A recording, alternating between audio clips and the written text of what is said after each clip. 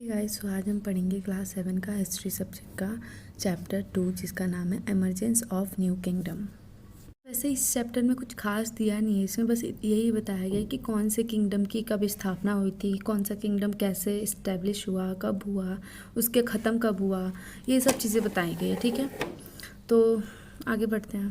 तो हम चैप्टर शुरू करते हैं। Early medieval period saw the rise of powerful regional kingdoms, both in the northern and southern India. Kingdoms continuously fought with each other to establish their control over northern India and to build an empire. After the death of Harshvardhana, the powerful empire he had established in the northern India in the 7th century and was divided into a number of new states, each with its own territory, language, and culture. Most important of these rulers were the Pals in the east, the Gurjar Pratihar in the west, Rashtrakut in the Deccan, and the Chauls in the south. Among the Rajput kingdoms of the period, the Brahmins or Chauhans were the most powerful.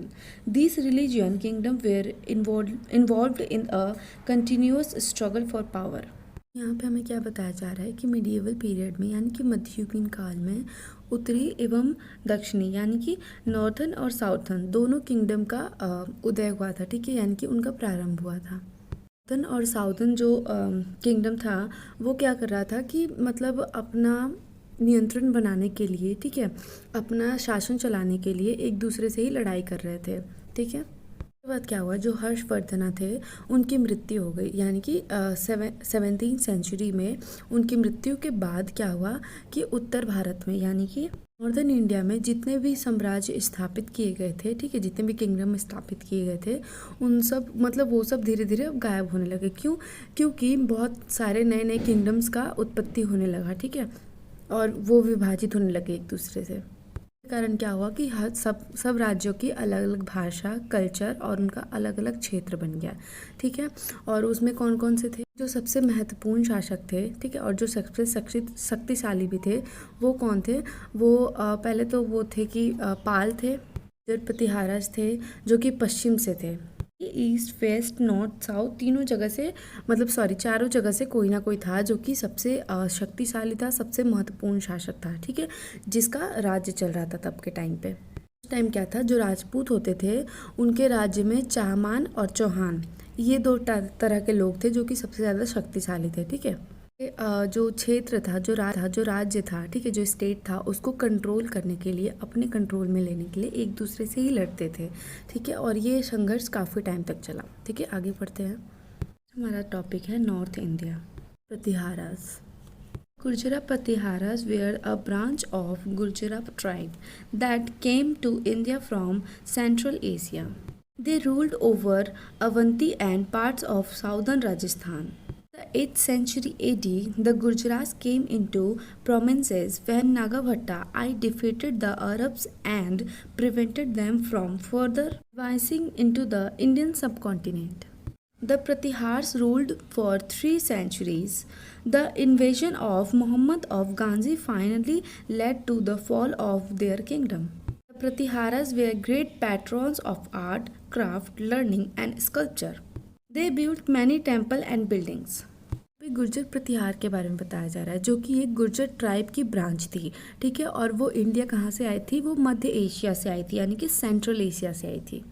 उन्होंने शासन कहाँ पे किया था? अवंती और दक्षिण राजस्थान के कुछ हिस्सों पर किया था। ठीक है, उसके बाद 8th सेंचुरी में वो गुर्जर जो थे वो बहुत ही ज़्यादा हाईलाइट हो गए। क्योंकि जो नागाभट्टा फर्स्ट थे, ठीक है, नागाभट्टा 1 थे, वो अरब को हराए थे और उन्होंने भारत के महाद्वीपों पर भी इसे रोका था। ठीक है, प्रतिहार थे, जो गुर्जर थे वो क्या थे? वो 3 शताब्दी तक उन्होंने शासन किया था, यानी कि सेंचुरीज तक उन्होंने शासन किया था। बाद जो मोहम्मद गजनी थे उनके आक्रमण के कारण क्या हुआ कि उनका जब आक्रमण हुआ तब जो प्रतिहारस थे उनका पतन हुआ मतलब उनका खोज हुआ। ठीक है, और जो प्रतिहारस थे वो किस चीज़ में माहिर थे? उनको कला बहुत अच्छी आती थी। ठीक है, उनको शिल्प कला आती थी, शिक्षा उनकी बहुत अच्छी थी, उनको मूर्ति कला आती थी, मतलब उनको वो कई सारी चीज़ों में बहुत ही अच्छे थे। उन्होंने कई सारी इमारतों का भी निर्माण किया था। ठीक है, आगे पढ़ते हैं। Great Sanskrit poet Shekhara belonged to the court of Tripal. 1. He wrote मीमांसा। संस्कृत के सबसे महान पोएट थे जिनका नाम राजशेखर था। ठीक है, उन्होंने क्या किया था, वो कहाँ से थे, वो करके जगह है, वो वहाँ से, ठीक है। और उनकी सबसे प्रमुख बोल सकते हैं कि उनकी सबसे प्रमुख किताब का नाम है काव्यानी निंसा। ठीक है, वो कि किसने लिखा था, उन्होंने राजशेखर ने लिखा था उसे। हमारा टॉपिक है the पाल्स। The death of Harshvardhana, Bengal witnessed a period of internal disorder. In the 8th century AD, Gopala the Pal ruler was elected by the people as the king to put an end to this political chaos. He successfully put an end to the chaos, restored peace and laid the foundation of Pal dynasty. Later kings extended Pal rule over Assam, Nepal and parts of Orissa. They established trade relations with Southeast Asia. Mahabodhi temple in Bodh Gaya was built by Devpal, one of the powerful king of the Pal dynasty. Towards the end of 12th century, the Pal kingdom passed on the Muslims due to his successor who were weak and could not control the kingdom. यहाँ पे ये बताया जा रहा है कि हर्षवर्धना की मृत्यु के बाद वहाँ पे बंगाल में काफ़ी ज़्यादा आंतरिक अव्यवस्था का दौर आ गया। ठीक है, बहुत ज़्यादा आंतरिक अव्यवस्था फैल गई। उसके बाद क्या हुआ कि राजनीतिक अराजकता को ख़त्म करने के लिए, समाप्त करने के लिए आठवीं शताब्दी में यानी कि 8th सेंचुरी में किसको बुलाया गया, जिनका नाम गोपाल था, उन्हें लोगों द्वारा चुना गया। किसके लिए, राजनीतिक अराजकता को ख़त्म करने के लिए। ठीक है, ताकि वो सफलतापूर्वक अराजकता को अंत कर सके, और उन्होंने वो चीज़ किया भी, वो उसमें काफ़ी ज़्यादा सक्सेस भी हुए। ठीक है, उसके बाद क्या हुआ कि बाद में राजाओं ने पाल शासक का विस्तार असम, नेपाल और उड़ीसा में भी कुछ हिस्सों पर किया।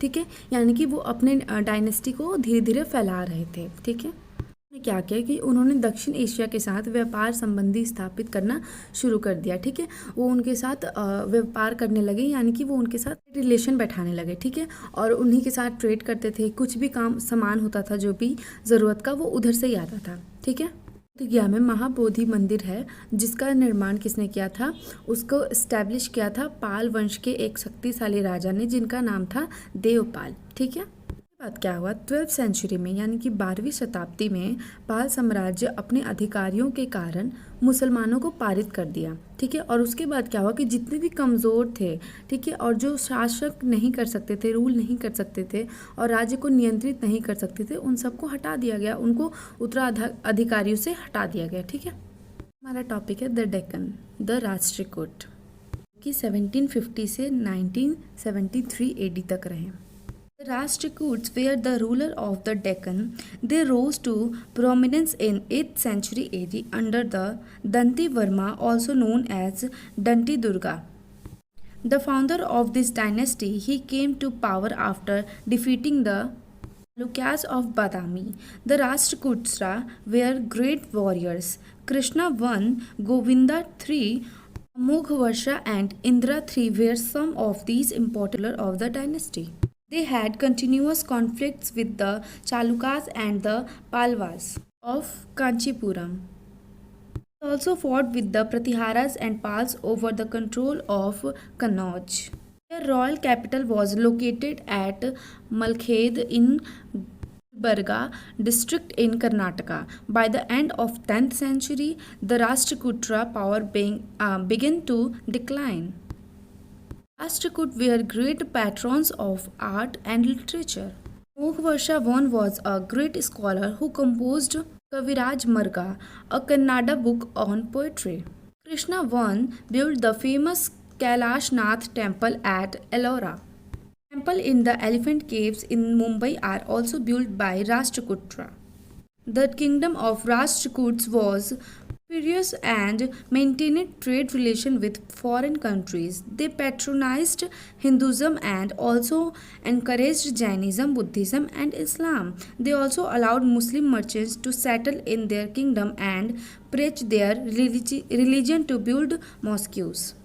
यहाँ पे हमें क्या बताया जा रहा है कि जो राष्ट्रकूट थे वो मतलब उन्होंने दक्कन पे शासन किया था। ठीक है, और फिर 8th सेंचुरी में वो दंती वर्मन के प्रमुख उठे, ठीक है, मतलब उनके सहारे से उठे, और उसके बाद को राजवंश के स्थापक दंती दुर्गा के रूप में भी जाना जाता है, मतलब उनको एक नाम दे दिया गया, ठीक है, जो कि क्या थे, राजवंश के स्थापक थे, यानी कि उन्होंने स्टैब्लिश किया था राजवंश को।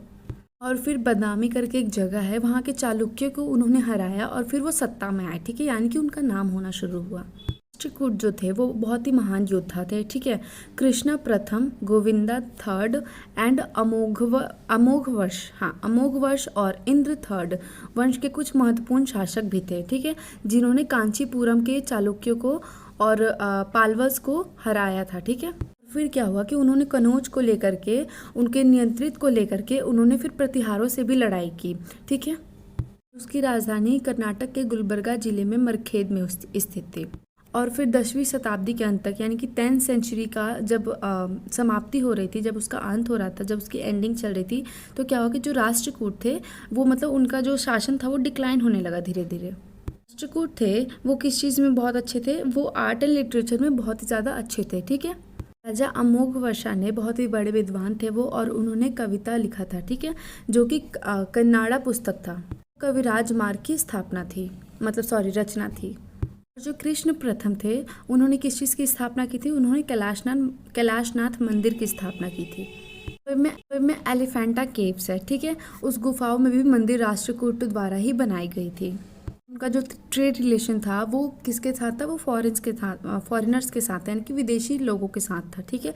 उनके व्यापार के संबंध, उनकी जितनी भी व्यापार की चीज़ें होती थी वो सारी विदेश से आती थी। उन्होंने हिंदू धर्म का संरक्षण किया और जैन धर्म, बौद्ध धर्म, इस्लाम को भी प्रोत्साहित किया था, ठीक है, ताकि वो आगे बढ़े। उन्होंने सभी धर्म को मान्यता दी थी, ठीक है। उन्होंने मुस्लिम व्यापारियों को अपने राज्य में बसने और अपने धर्म का प्रचार करने के लिए भी उन्होंने मस्जिद को बनवाना शुरू किया था और उनकी अनुमति भी दी थी, ठीक है। तो यहाँ पे हमारा फर्स्ट पार्ट खत्म होता है। अगर अच्छा लगे लाइक करें, कमेंट करें, शेयर करें एंड चैनल को सब्सक्राइब करें।